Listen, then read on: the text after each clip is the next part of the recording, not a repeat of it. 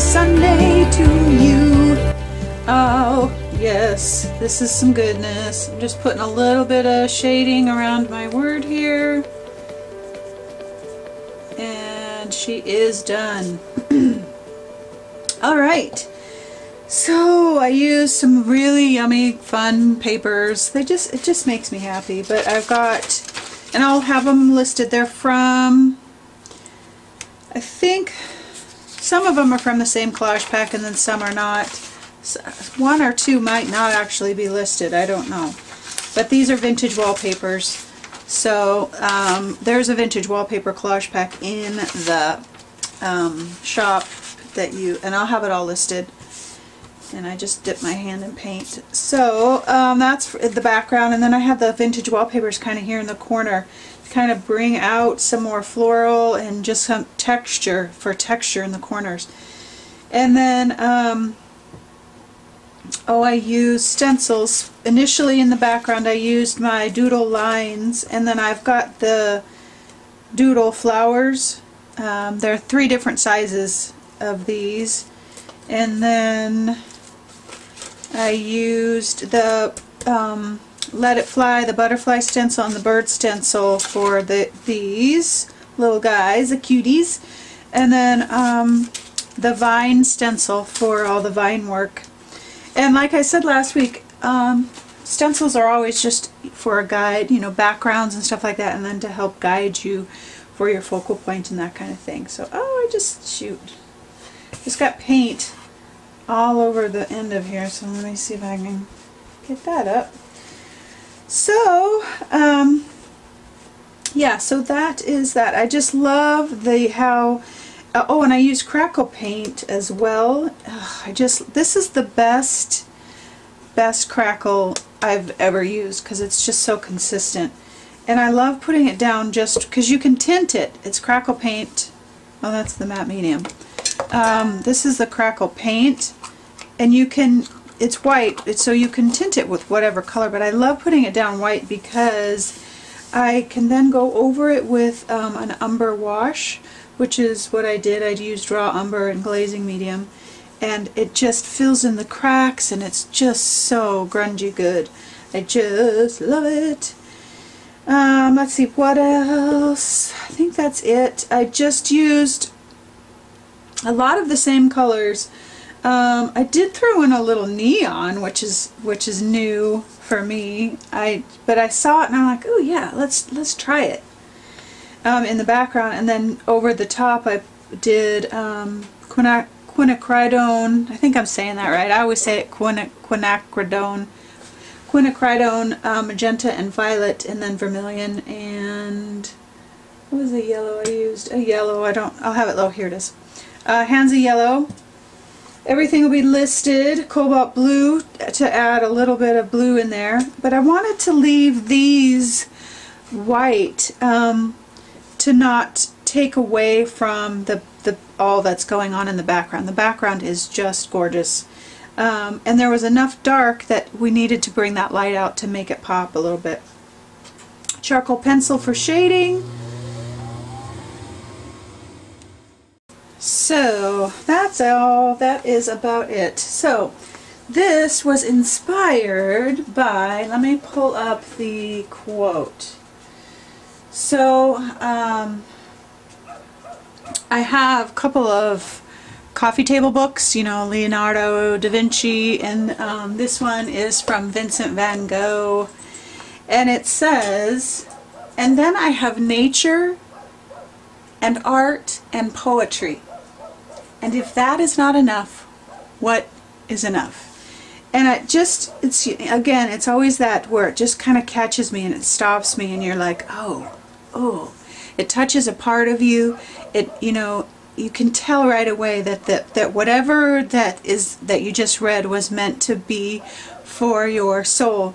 And so I've just kind of ruminated on that for the last couple of days, and it's really actually perfect because I preach all the time that the best way out of sadness and sorrow and feeling stuck and all of those kinds of things is practicing gratitude and looking around and finding things that you're grateful for. And so, as you know, if you've watched the last few videos, January's just been a hard month for me, and I am ready to I'm ready to move on. I'm ready to stop being grumpy, and it's hard. It's really hard when it's gray every day, and there's just a lot going on. So, but I have for the last probably 4 days or so been practicing on every morning finding what I'm grateful for, whatever it is, and it's always usually something within nature or music or, you know, all of that kind of stuff. So that quote, it's all of those things: nature, art, and poetry. It's all that artful, soulful kind of thing, and that every single time when I look for it, I find the things to be grateful for. And so that is what inspired me. There's music, there's the vintage papers and things that inspire me, the nature, the colors, the art.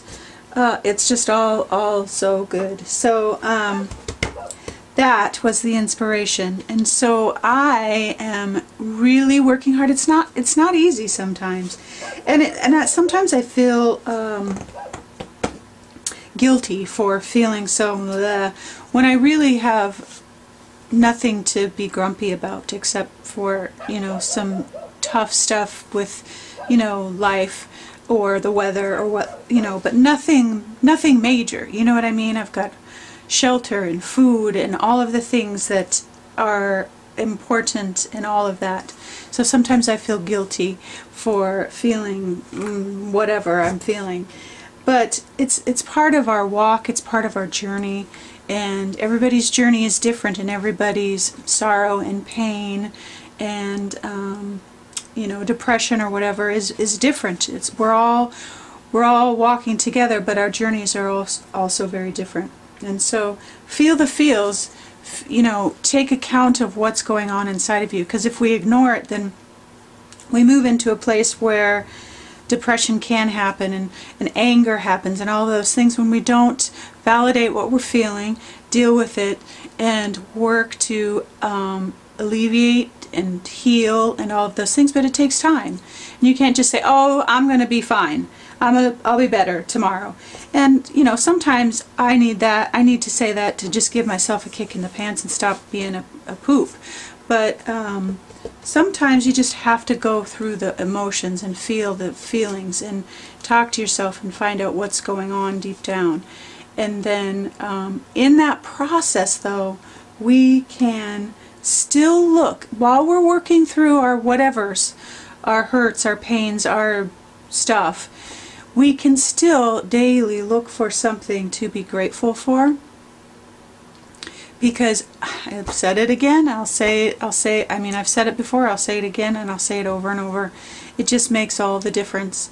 It slowly but surely changes my heart, my soul, my mind, everything, when I find at least one thing during the day to be grateful for. And usually there's so many things, so many things.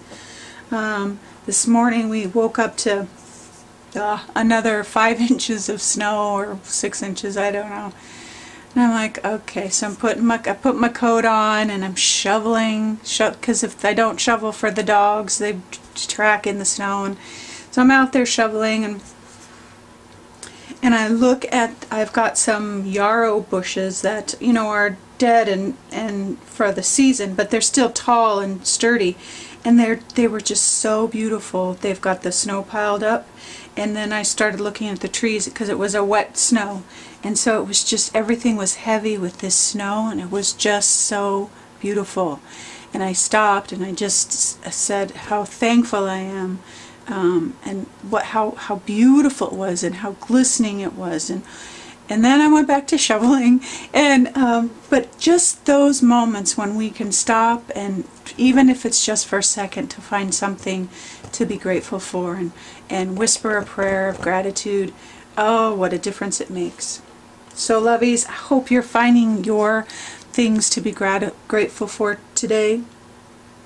I hope that you take the time to search your soul, to make sure things are okay, and that if they're not okay, that you take the time to feel and work and heal on it, and then find things in the process to be grateful for, because it will make all the difference in the world. Alright, lovies, have a wonderful Sunday, and always, always know that you are loved.